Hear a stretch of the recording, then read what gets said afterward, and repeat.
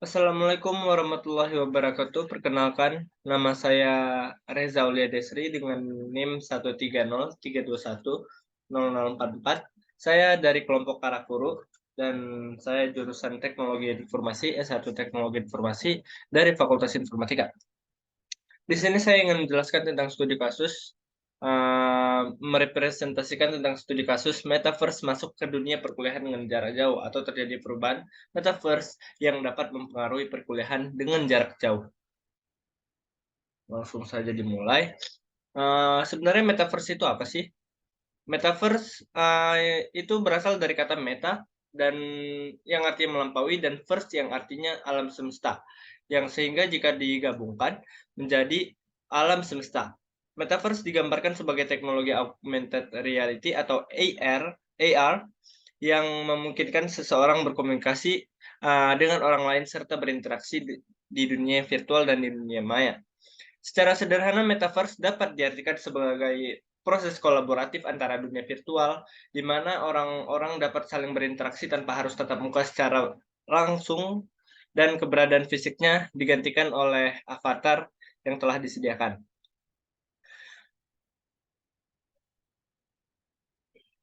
Metaverse University. Konsep Metaverse University ini tentu terdengar manis jika dibandingkan atau disandingkan dengan pendidikan jarak jauh atau PJJ dari universitas terbuka, yang mana di Telkom juga sudah memiliki seperti informatika PJJ, pendidikan jarak jauh. Bila kita melihat konsep dari Metaverse University ini, seluruh proses belajar dilakukan pada jam tertentu. Tentu ini bertabrakan dengan PJJ di universitas terbuka, di mana mahasiswa tidak berkaitan atau tidak terikat dengan jam kelas dan dibebaskan mengerjakan tugas kapanpun, dimanapun. Meski dipandang tidak tepat, Metaverse University tetap dapat dilaksanakan untuk mengikat lebih banyak mahasiswa lulusan baru. Selain itu, bila nanti Metaverse University benar-benar terlaksana, itu akan semakin terlihat bahwa universitas terbuka itu menjadi sebagai kampus teknologi terdepan di Indonesia. Kelebihan jika Metaverse University beneran terjadi. Jika Metaverse terdapat di perkuliahan, yang pertama kita bisa menghemat waktu.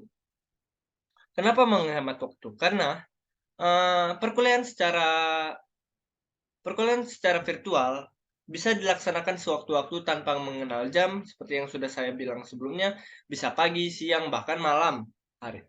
Beda dengan saat perkuliahan secara luring yang dibatasi waktu dan sudah ada jadwal-jadwalnya. Selanjutnya, ada menghemat biaya. Kenapa menghemat biaya juga masuk? Karena kita tidak perlu mengeluarkan ongkos untuk datang ke tempat perkuliahan, ongkos untuk tempat tinggal dekat kampus atau ya seperti anak rantau, dan atau karena semua bisa dilakukan dari rumah sendiri masing-masing. Yang ketiga atau yang terakhir ada hemat tenaga, karena kita tidak perlu bersusah-susah datang ke tempat perkuliahan, karena semua bisa berjalan meskipun dari tempat yang jauh, hanya berbekal gawai atau laptop, perkuliahan bisa berjalan dengan lancar. Atau, jika memakai metaverse biasanya digunakan pakai VR atau virtual reality atau augmented reality. Ya, Pak, yang pasti jika ada kelebihan pasti ada kekurangan. Kekurangan jika metaverse beneran terpakai di dunia perkuliahan, itu yang pertama ada tidak memiliki VR atau device yang mumpuni untuk melakukan metaverse. Ya, pada umumnya ekonomi orang tidak sama rata, ada yang mampu, ada yang kurang mampu. Jadi ke terdapat kekurangan keterbatasan device untuk melakukan metaverse ini.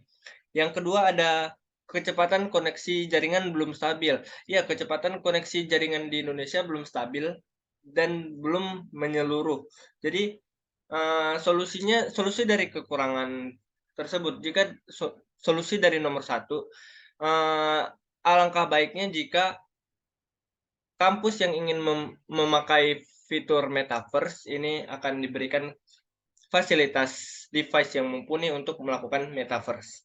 Dan solusi yang kedua adalah, eee, diharapkan pemerintah atau kampus untuk memberi fasilitas jaringan agar bisa stabil untuk melakukan Metaverse atau perkuliahan jarak jauh melalui Metaverse tersebut. Baiklah sekian, presentasi dari studi kasus saya. Saya Reza Aulia, pamit undur diri jika ada salah-salah kata mohon dimaafkan. Sekian terima kasih.